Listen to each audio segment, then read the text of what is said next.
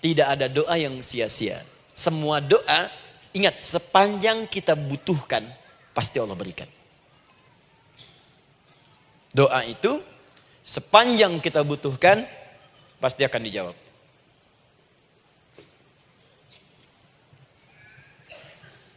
Nanti kapan dijawabnya, seperti apa jawabannya, nanti bagian ketiga.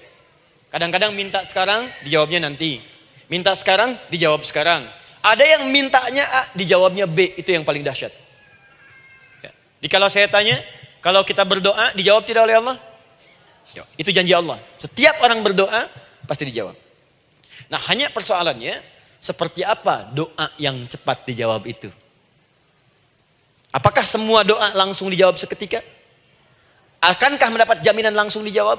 Ternyata kalimat dijawab ini diikat dengan syarat ketentuan berlaku. Apa di antara syarat dan ketentuannya ini? Teruskan ayatnya. Falyastajibuli. Syarat pertama. Kalau doamu ingin cepat aku jawab, falyastajibuli. Maka engkau pun harus cepat merespon setiap seruanku. Jawab seruanku dengan cepat. Doa ingin dijawab oleh Allah. Maka kata Allah, kamu pun harus menjawab setiap seruanku. Jawab seruan Allah.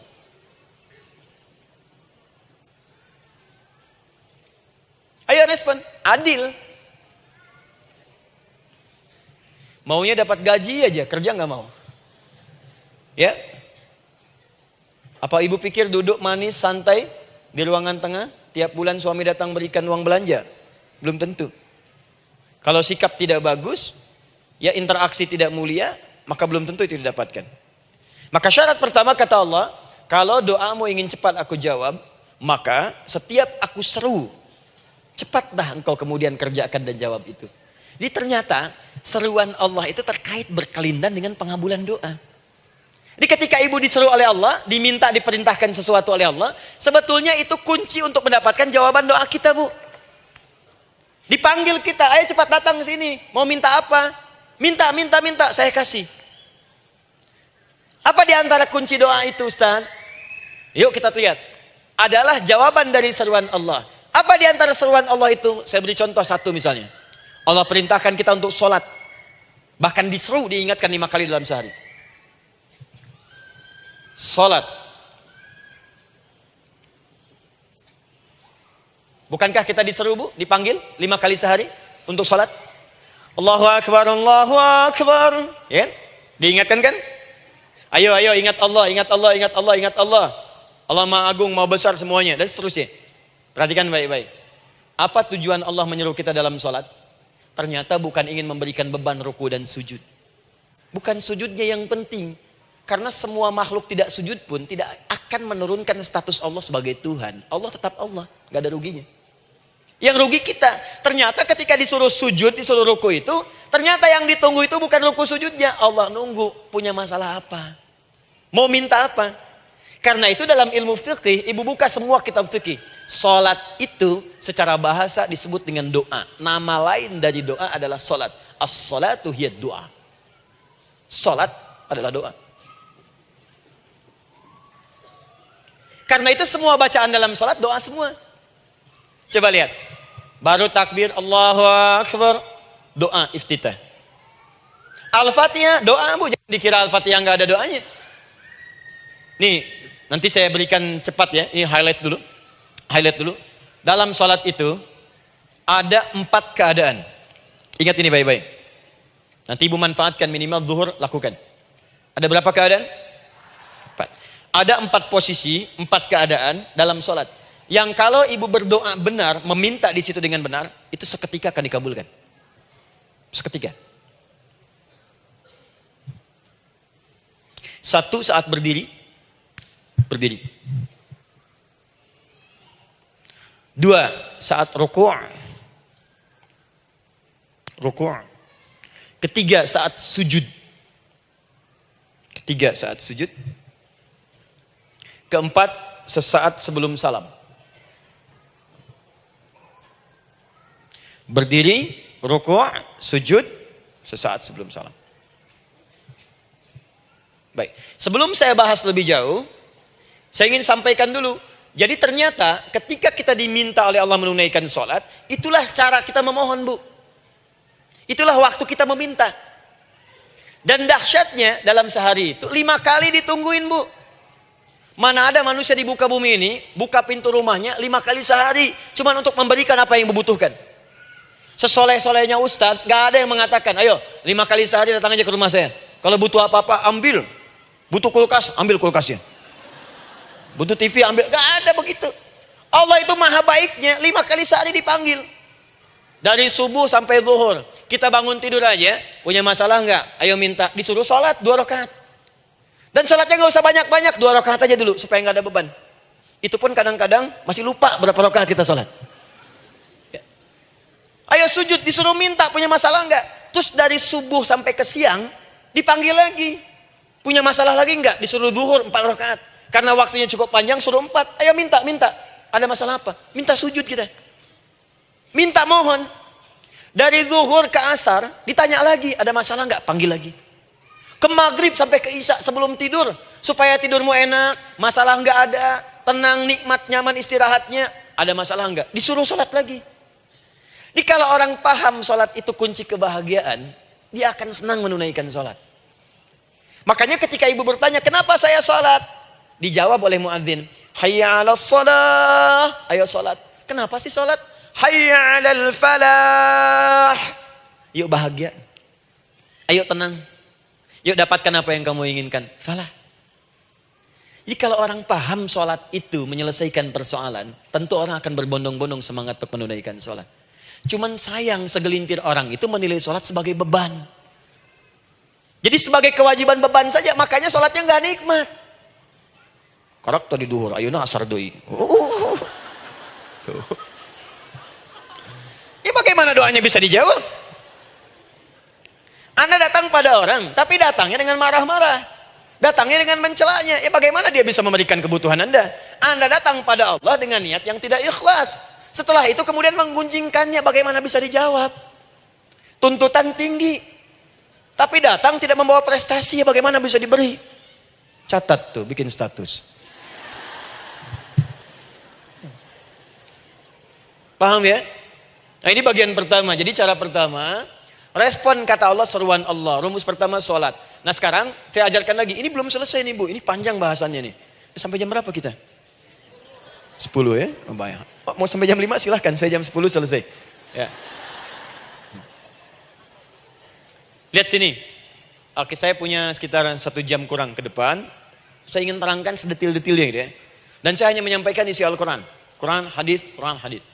Sekarang gini, Ustadz saya sekarang paham, sholat berarti kunci untuk menyelesaikan masalah. Di sholat saya akan memohon.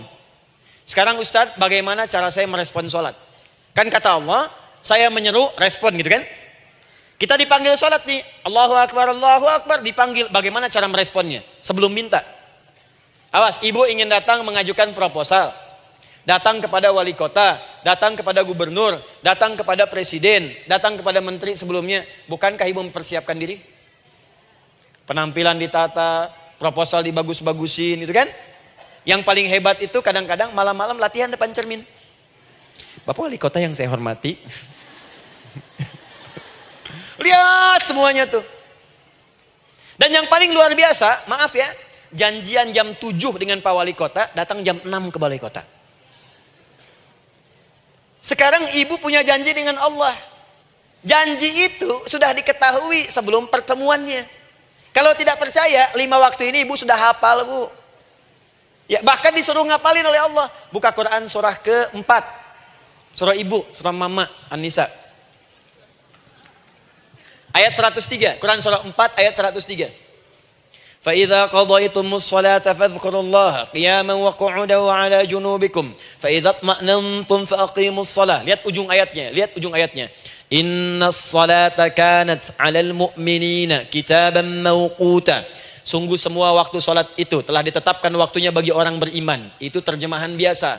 Kalau terjemahkan pakai ilmu balaghah, sungguh orang beriman itu hafal waktu-waktu salat. Tahu waktunya. Apalagi kalau di waktu itu ibu punya kepentingan, pasti hafal.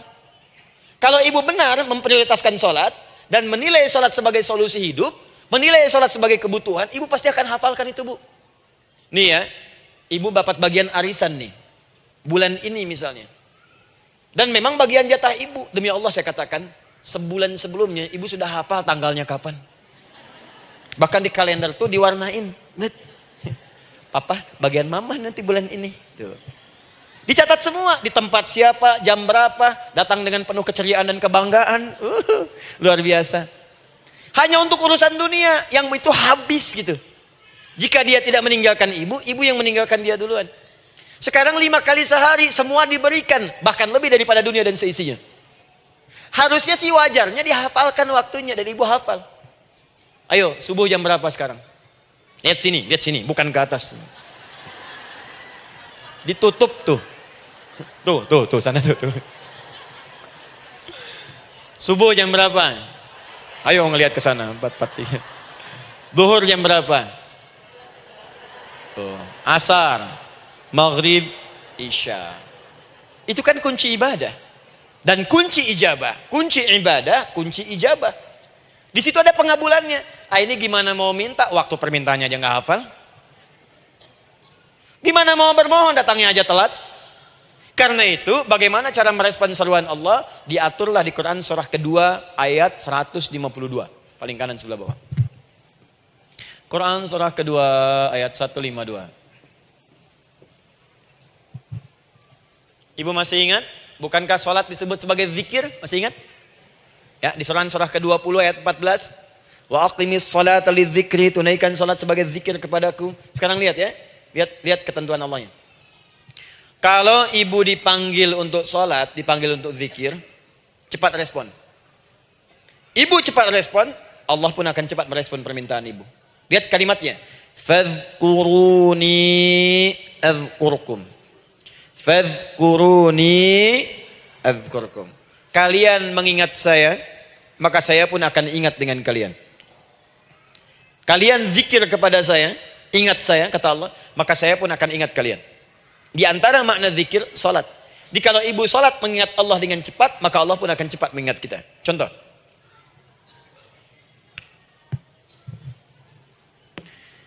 Saya ambil waktu subuh misalnya. Di Bandung 4-3-3. 4-4-3. Oh, lihat kesan lagi terjadi perbedaan pendapat. Ya.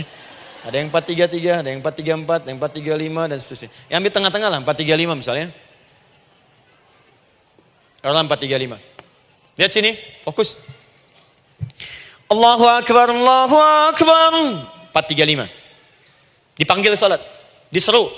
Kan tadi rumusnya di Quran surah 2 ayat 186. Faliyastajibuli, kalau diseru cepat jawab, gitu kan? Nah, terus diseru 4-3-5 adzan. Allahu Akbar, Allahu Akbar. Begitu diseru, ibu langsung datang. Ya Allah, sudah adzan, seruan nih, saya siap-siap, saya ingin minta sesuatu.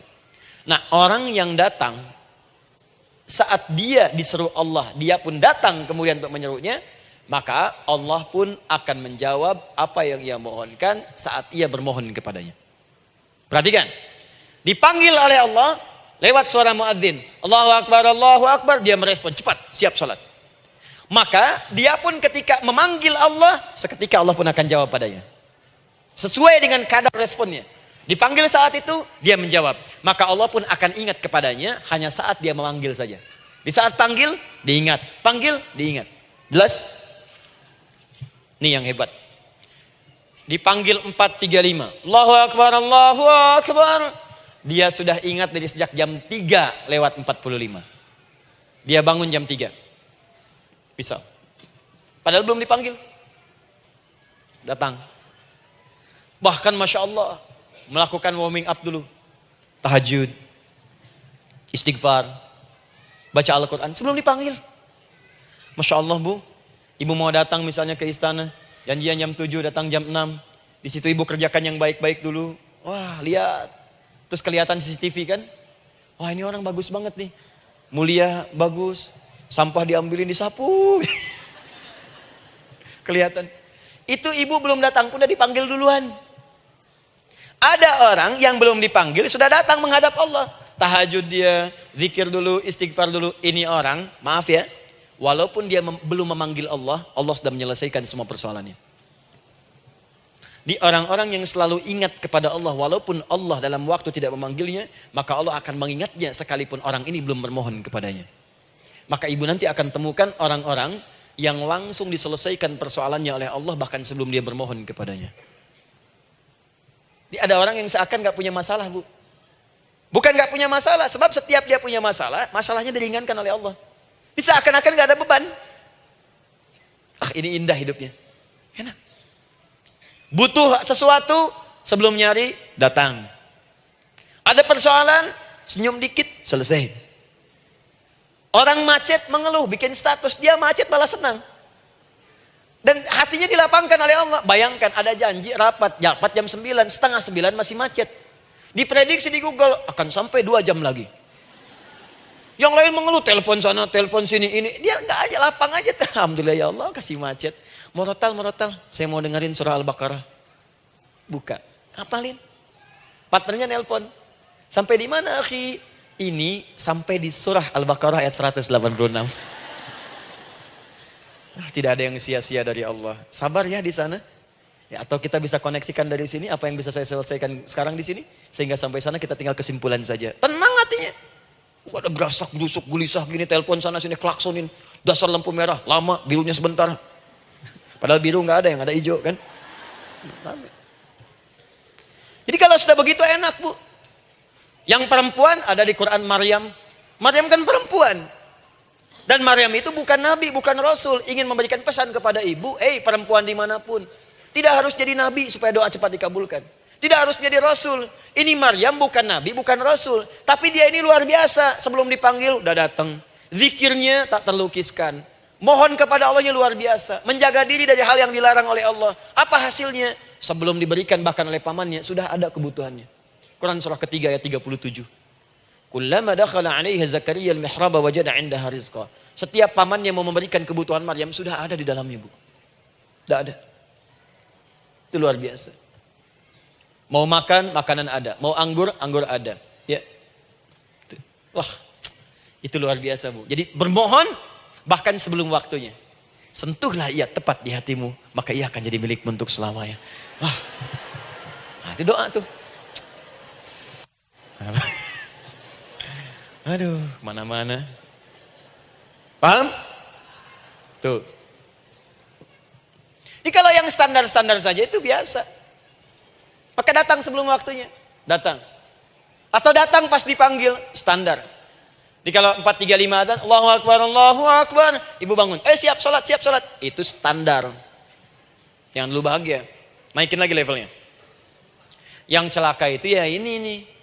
Dipanggil 4.35, baru bangun 5.34.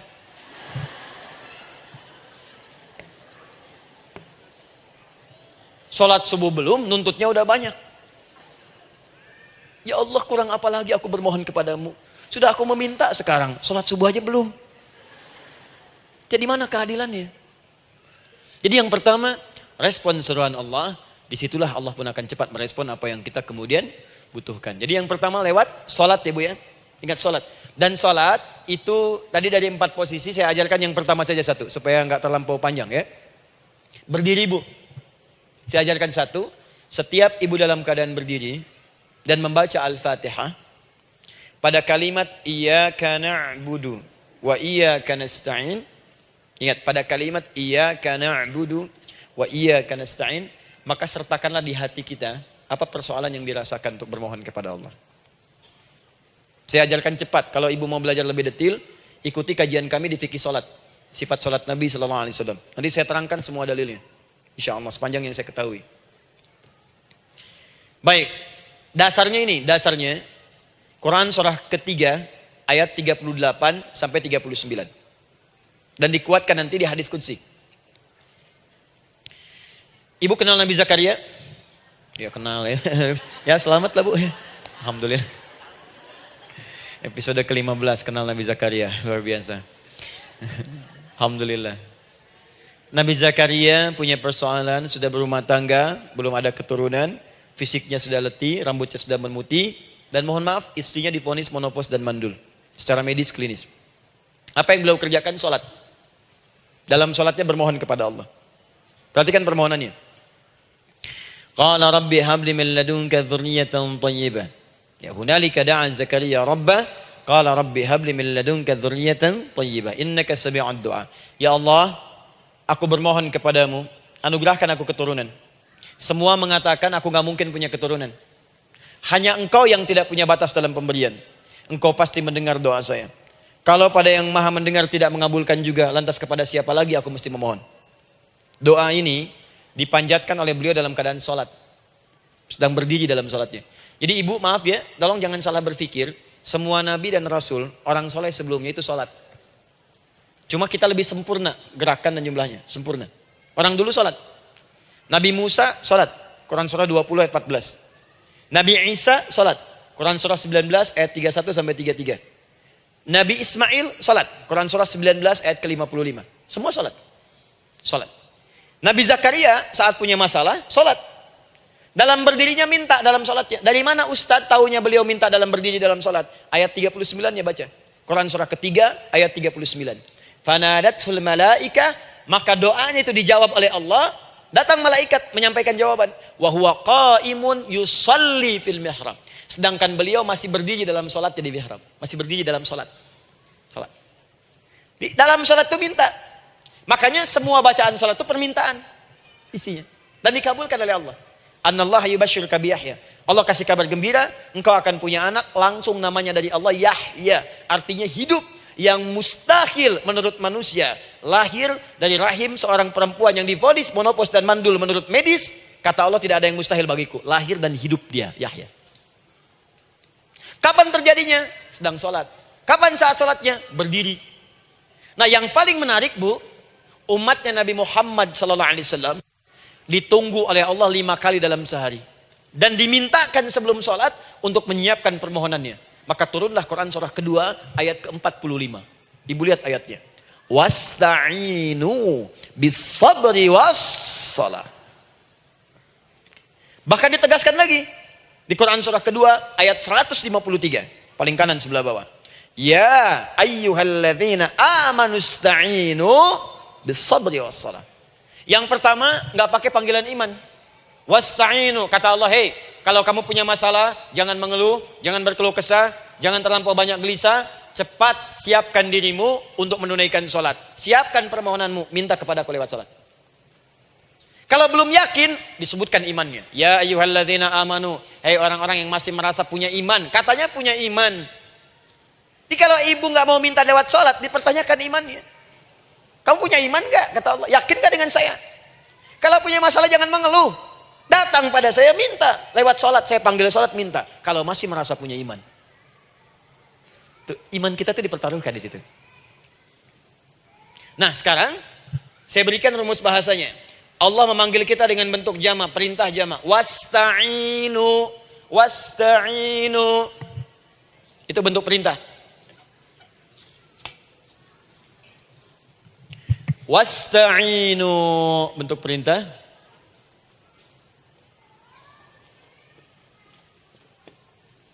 Wasta'inu. Dan jika kalian, perhatikan cara menerjemahkannya, dan jika kalian punya persoalan dalam hidup, punya kebutuhan, maka bergegaslah siapkan dirimu untuk minta kepadaku solusi. Wasta'inu, dan mintalah oleh kalian pertolongan, solusi. Bisabri wassalah. Pertama sabar dulu. Sebelum sholat, sabar dulu dengan itu. Tahan dulu. Terima dulu. Jangan mengeluh, terima dulu. Nanti dalam sholat minta solusi. Itu maksudnya. Punya masalah sekarang jam 9 lewat. Sabar, tahan dulu. Koreksi diri, istighfar. Nanti zuhur minta. Atau duha sekarang sholat. Datang ke masjid, sholat duha minta. Tahiyatul masjid minta sekarang. Sabar. Ini sabar, terima dulu. Jangan mengeluh. Sabar. Ingat. Terima, sabar. Karena Allah mustahil memberikan ujian masalah kalau kita tidak sanggup menerimanya. La yukallifullahu nafsan illa. Saya sering katakan bu ya, maaf kalau kalimat ini mungkin kurang berkenan, tapi kalimat ini nyata. Kalau ibu sekarang punya masalah seberat apapun, itu artinya hanya ibu yang sanggup untuk menerimanya. Saya tidak. Betul, karena itu persoalan itu dititipkan kepada ibu, bukan kepada seorang bernama Adi Hidayat. Ibu yang dipercaya. Ya ibu dipercaya oleh Allah. Kenapa ibu tidak yakin dengan itu? Karena cuma ibu yang bisa mengatasi. Ibu yang mampu, saya tidak. Karena itu dititipkan pada ibu. Kaidahnya, la yukallifullahu nafsan illa wus'aha. Allah nggak akan berikan beban, ujian, masalah kalau dia nggak mampu. Artinya kalau saya nggak mampu, saya nggak dikasih. Ibu mampu, ibu diberi. Jangan mengeluh. Kenapa mesti saya ya Allah? Kamu mampu. Ya Allah, why me? Why not? Kamu yang bisa. Nah sekarang, wassalah setelah terima itu, tapi juga jangan terlampau kepedean. Memang cuma saya yang mampu ya, bikin status. Kemudian sholat, kita akan katakan, ya Allah, Engkau perintahkan saya untuk minta tolong. Sekarang saya akan minta kepadamu. Lalu kita katakan, maaf ya, ya Allah, saya sekarang punya masalah. Saya ingin bermohon kepadamu. Saya ingin minta kepadamu ya Allah. Saya mohon ya Allah. Maaf Bu ya, maaf ya, sebentar. Ibu kalau punya masalah sedikit atau banyak? Banyak. Yang punya masalah ibu saja atau anak juga punya masalah? Kadang-kadang, bukankah anak yang punya masalah ibu yang minta? Bukankah suami yang punya persoalan ibu yang bermohon? Kan? Karena itu, kalau kita ingin memohon kepada Allah dengan persoalan yang kompleks mewakili yang banyak, maka pertama kalimatnya diawali dengan huruf na. Berarti kami, kita, semua. Jelas ya? Nah, ibu ingin robah kalimatnya minta tolong. Kata Allah, minta kepadaku pertolongan. Wasta'inu. Ibu ingin robah menjadi bentuk permintaan. Rubah kalimatnya menjadi nasta'in. Nasta'in. Nasta'in.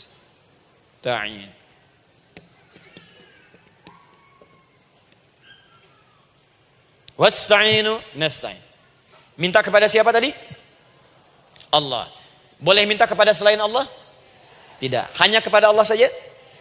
Hanya kepada Allah saja. Hanya kepadamu ya Allah. Tidak kepada yang lain.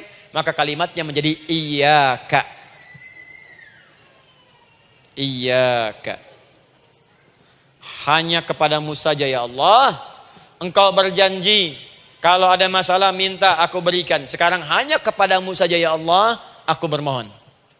Maka kalimatnya namanya iyyaka nasta'in. Sekarang saya tanya kepada ibu, apakah dalam sholat ibu membaca kalimat iyyaka nasta'in?